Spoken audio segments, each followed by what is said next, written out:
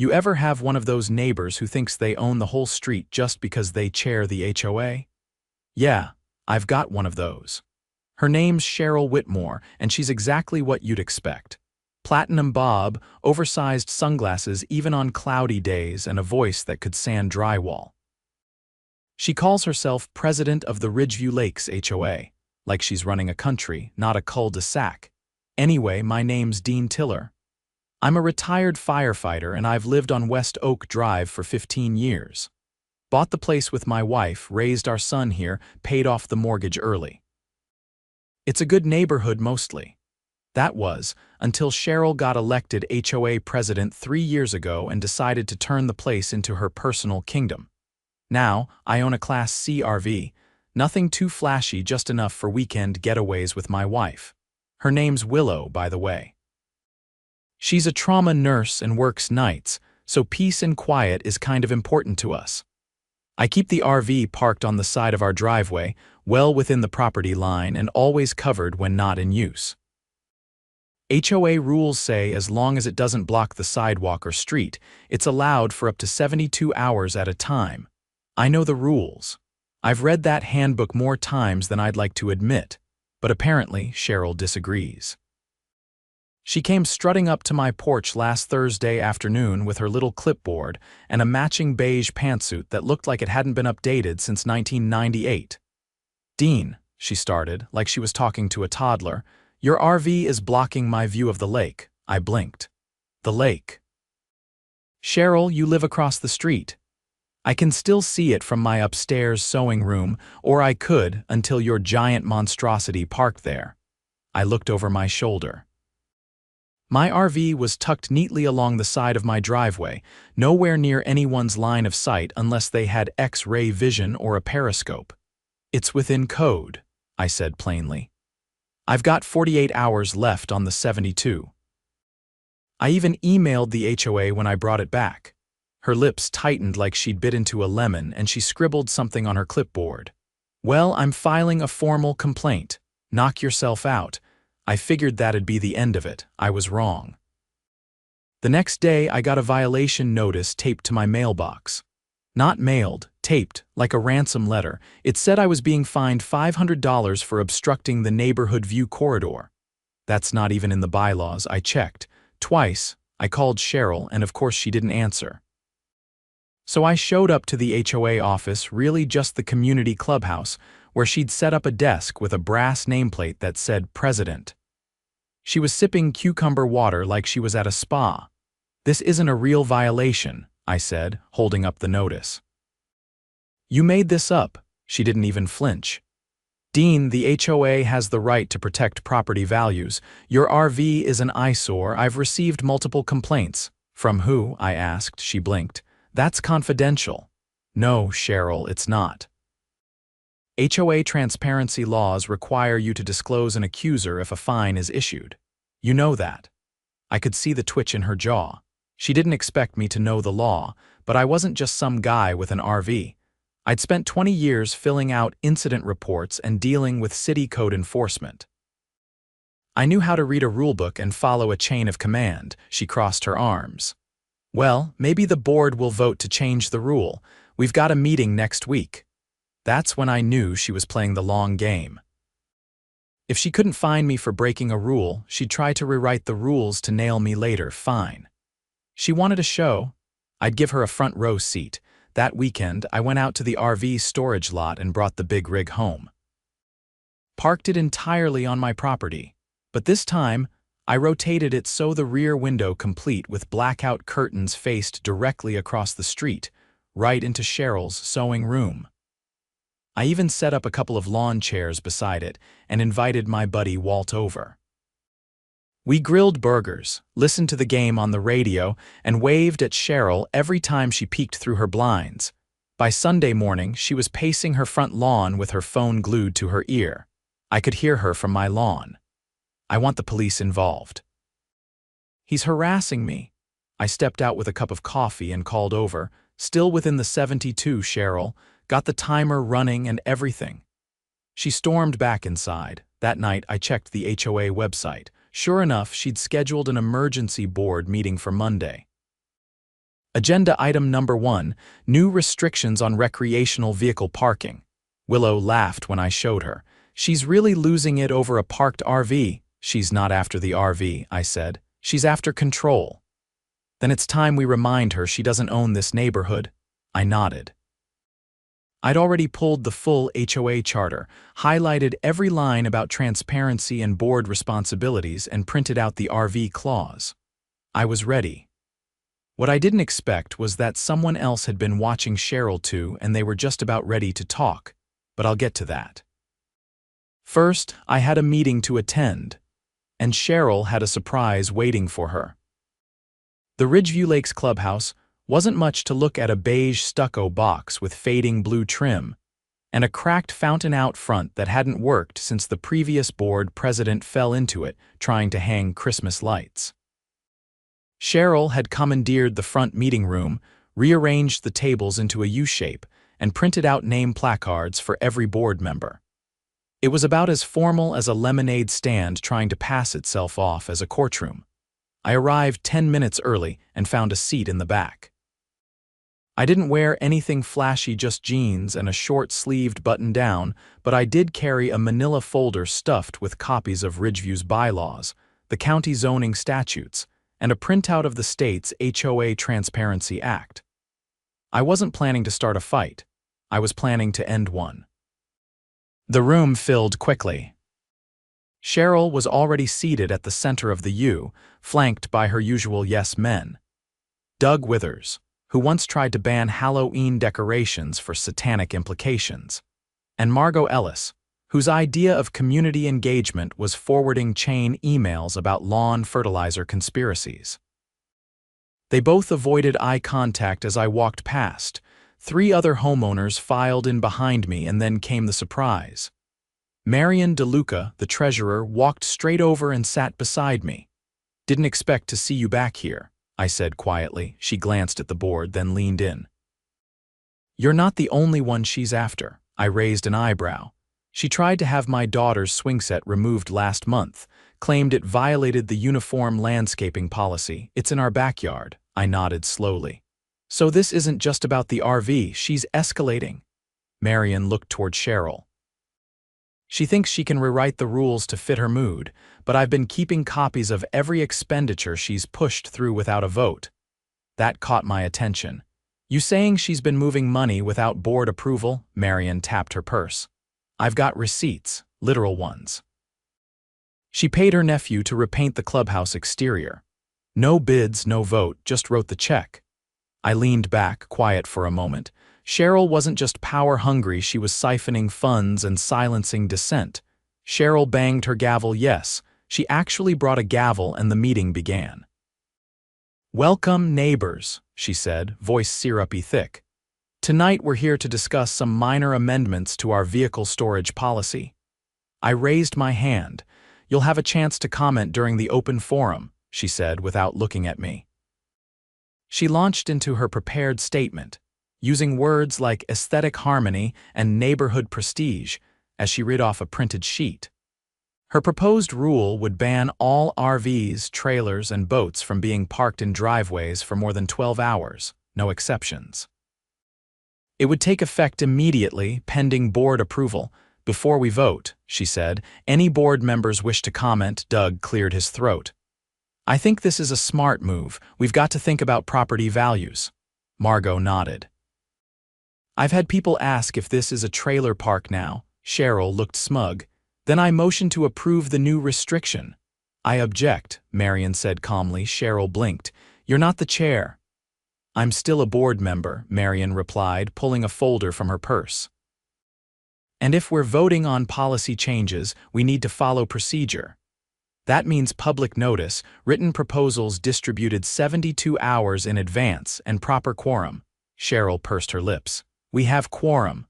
4 members isn't quorum," Marion said. "Not when the board has 7 seats, 2 of which have been vacant for months. That means we need at least 5 votes. And you didn't send out the proposal ahead of time. That's a procedural violation." The room stirred. Cheryl's composure cracked for half a second before she forced a smile. "Well, then perhaps we'll reschedule the vote." I stood. While we're on the topic of violations, I'd like to address the fabricated fine issued against me last week. Cheryl glared. This is not a grievance hearing. It doesn't need to be, I said. I'm simply alerting everyone here that I've already filed a complaint with the County HOA Oversight Committee. I've also contacted an attorney regarding the unlawful fine and the misuse of HOA funds, which I believe Treasurer DeLuca can confirm. Marion pulled out a color-coded spreadsheet. Here's a full breakdown of unauthorized expenditures over the past 14 months. Doug's eyes widened. Wait, what? Cheryl has been paying family members for maintenance services without obtaining competitive bids or board approval, Marion said. That's embezzlement under state law, Cheryl stood abruptly. This is slander, actually, I replied. It's evidence, and I've already forwarded copies to the district attorney's office. The room fell dead silent, then a voice from the back spoke up. I knew something wasn't right when she told me to stop asking about the community garden funds. Everyone turned. It was Mrs. Patel, who ran the neighborhood's annual garden fair. I requested the ledger 3 times, she continued, and she told me it was lost in a computer crash. I looked at Cheryl. How many crashes has your computer had in 1 year? She didn't answer. The meeting dissolved into chaos. People stood, voices rose, and within minutes, the room was a storm of residents demanding answers. Cheryl tried to gavel them down, but the sound was lost in the shouting. I didn't add anything more. I just handed my folder to Marion and walked out. The next morning, things moved fast. County fraud investigators arrived at the HOA office before noon. I saw the unmarked sedans from my porch and watched 2 suited men carry out a desktop computer wrapped in plastic. Cheryl's car wasn't in the driveway that day or the next. By Thursday, a notice was posted on the clubhouse door. All HOA board activities temporarily suspended pending audit. Willow got home late that night and found me on the porch with a glass of iced tea. Quiet today, she said. Too quiet, I replied. She sat beside me. You think she'll come back? If she does, I said, she'll have a lot more to answer for than a parked RV. She nudged my arm. You did good. I just followed the rules, I said. Something Cheryl never thought anyone would actually do. That weekend, I moved the RV back to the storage lot. Not because I had to, but because I wanted to.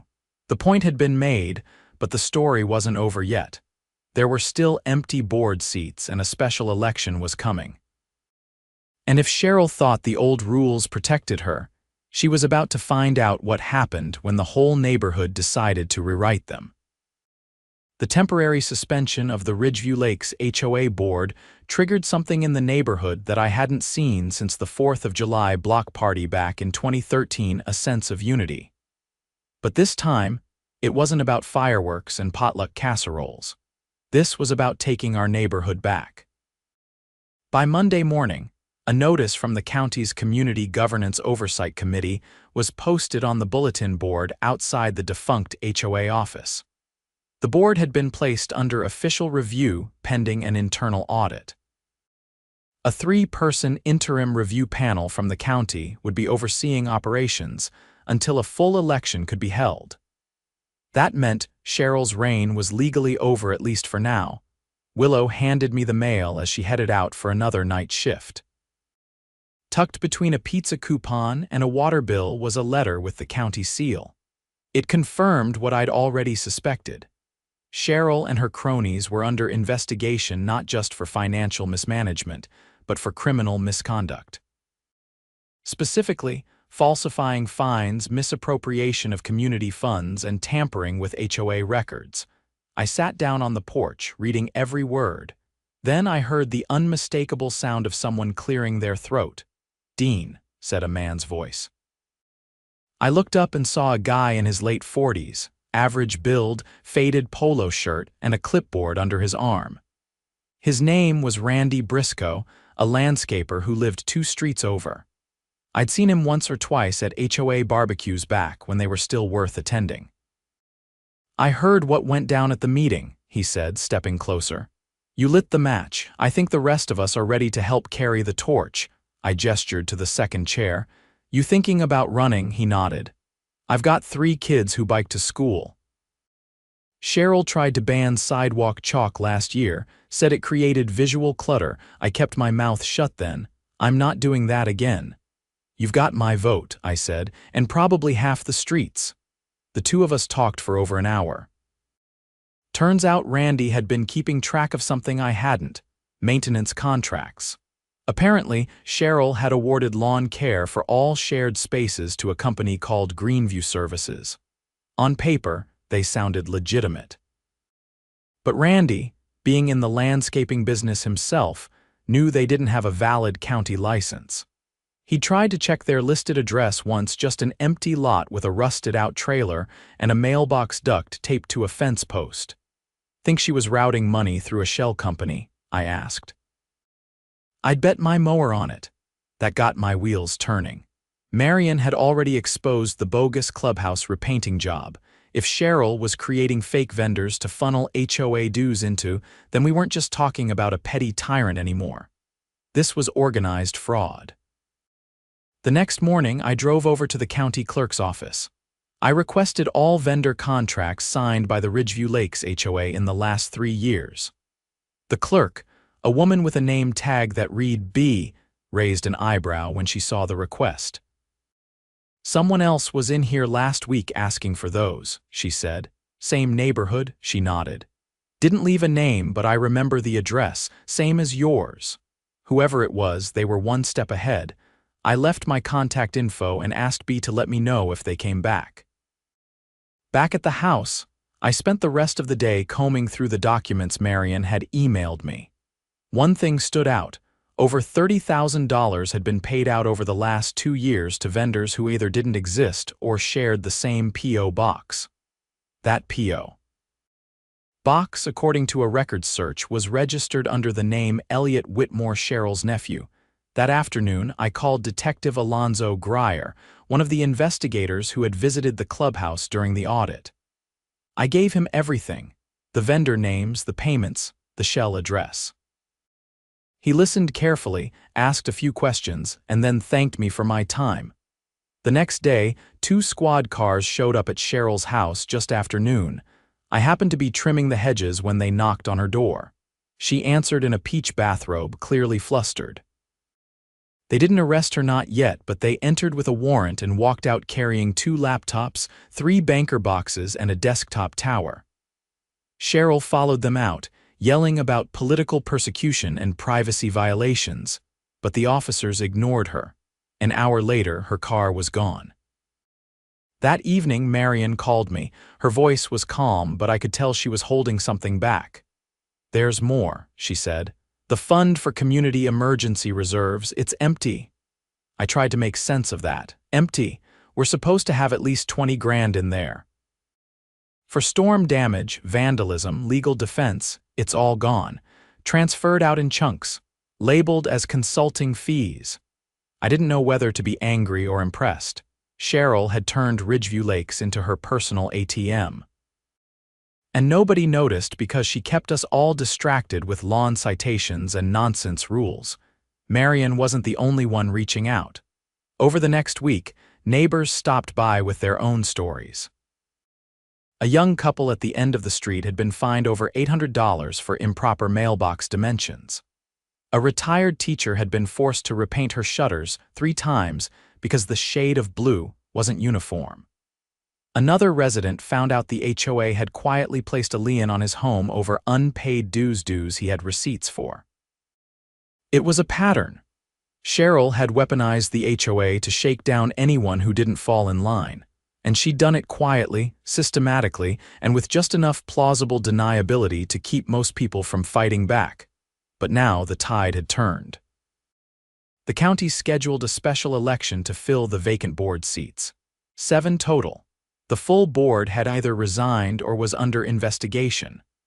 The ballot included Randy, Marion, 2 local business owners, a retired accountant, and after some not-so-gentle prodding from Willow me.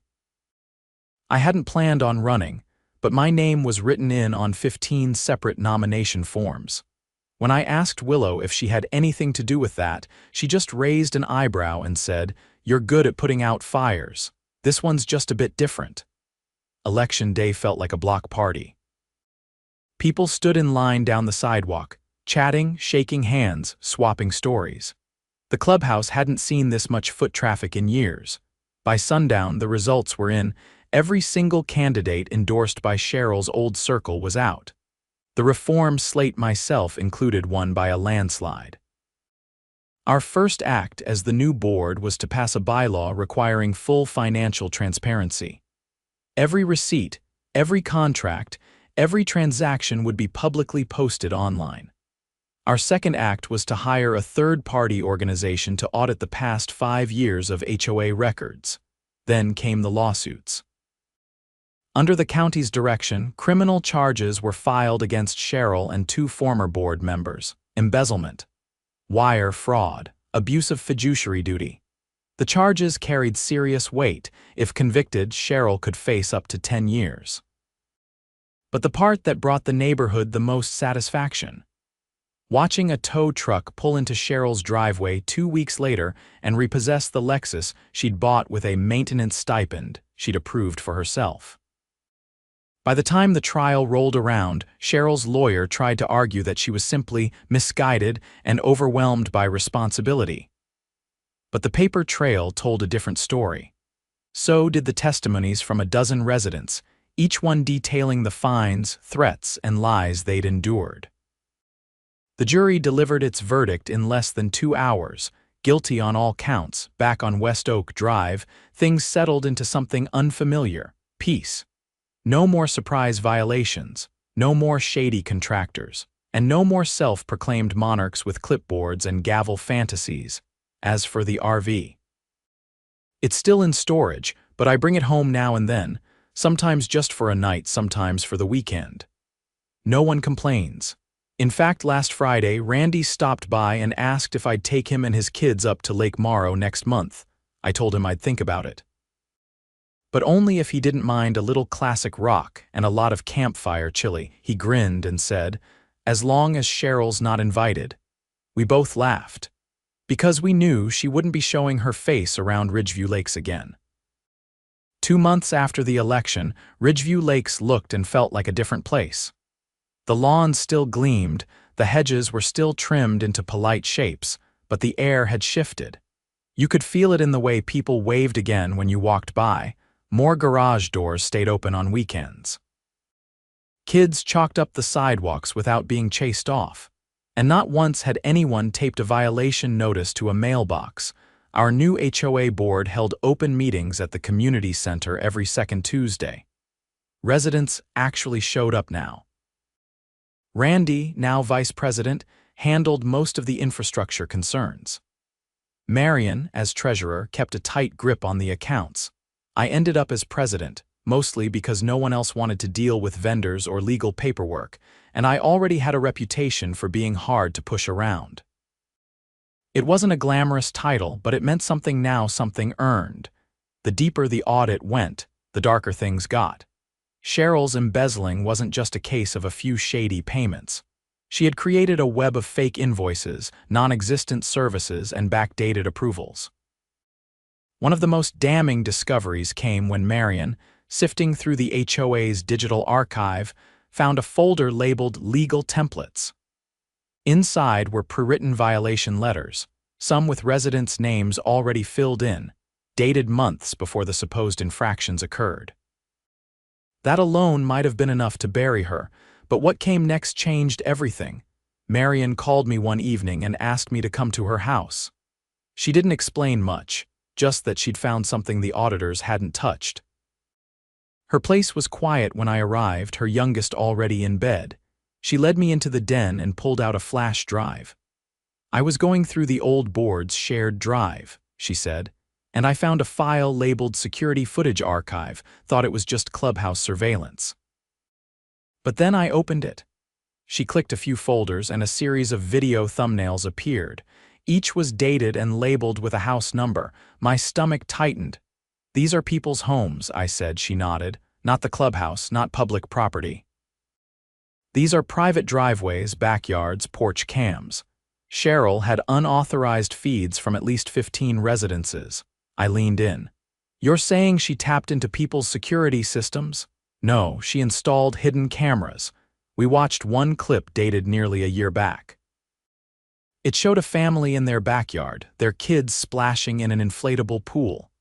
The camera angle was elevated, as if mounted in a tree or utility pole.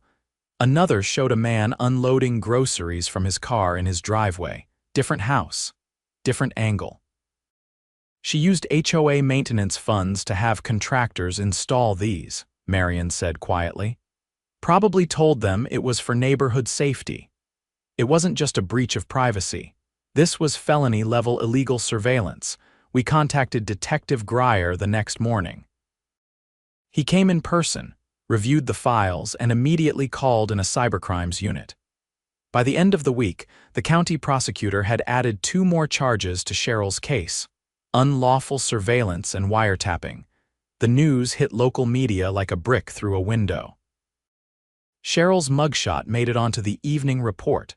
The anchor used the phrase "suburban spy ring" more than once. People from neighboring communities started calling our board, asking how we'd uncovered it. Some even asked if we could audit their HOAs, the craziest part. Cheryl still hadn't accepted what she'd done. Her attorney filed a motion to dismiss the surveillance charges as misunderstandings stemming from security concerns. But when the court granted access to her personal emails, the prosecution found clear communications her writing instructions to a contractor to make sure the camera faces the driveway, not the street, and keep the installation discreet. No HOA logo. The trial was set for early spring. Willow and I sat in the front row of the courtroom on the first day. She was off that week, using up vacation hours she'd been saving for years. She wore a navy blouse, her badge necklace tucked away. I wore a blazer that hadn't left the closet since our son's high school graduation. Cheryl appeared in a charcoal suit, hair pulled into a tight bun, expression blank. No sunglasses, no clipboard, not even a whisper of her old smugness. Her lawyer did most of the talking, but even he looked like he was just going through the motions. The prosecution was thorough. They called residents to the stand, people whose homes had been watched, whose fines had been fabricated, whose mail had been intercepted. One elderly man testified that Cheryl had fined him $600 over a non-compliant fence. He didn't even have a fence. When they played the surveillance footage for the jury, there was a collective shift in the room. Someone in the back gasped. Cheryl looked down and didn't lift her head again for the rest of the day. It took the jury 3 days to deliberate. She was found guilty on all charges: embezzlement, wire fraud, unlawful surveillance, falsification of public records, and abuse of power. The judge didn't mince words during sentencing. She called Cheryl's actions a coordinated violation of public trust and a deliberate erosion of community autonomy. Cheryl was sentenced to 9 years in state prison, with no possibility of early parole. 2 of her former board allies received probation and were banned from serving on any HOA board in the state. Elliot, her nephew, was fined heavily and ordered to repay all earnings from the fake vendor contracts. The courtroom emptied slowly after the verdict. Willow squeezed my hand as we stood to leave. "You did more than park an RV in someone's line of sight," she said. "You toppled a regime."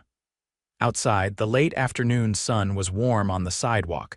People clustered in small groups, talking in low, relieved voices. It felt like the final scene of something long overdue. Back in Ridgeview Lakes, we held a community celebration the following weekend. Not a festival, not a formal event, just a big, relaxed gathering in the central green. Neighbors brought folding chairs, kids raced around with popsicles, and Marion's oldest set up a projector to show a classic movie on a bedsheet hung between 2 trees. Randy brought his grill. I brought the RV, parked it right where Cheryl used to hold her view corridor hostage. People laughed when they saw it, and someone even taped a fake parking citation to the front bumper that read "Violation, being too awesome." I left it there all weekend. No one complained. No one blinked. That Sunday night, I sat on the steps of the RV with Willow beside me and watched the stars come out. There were no blinds twitching across the street, no phones pointed in our direction, just the sound of crickets and the occasional distant bark. We'd won. Not just the board, not just the trial. The neighborhood had claimed itself back, and Cheryl. She'd spend the better part of a decade behind concrete walls, far from sewing rooms and fake finds. The view from my driveway had never looked better.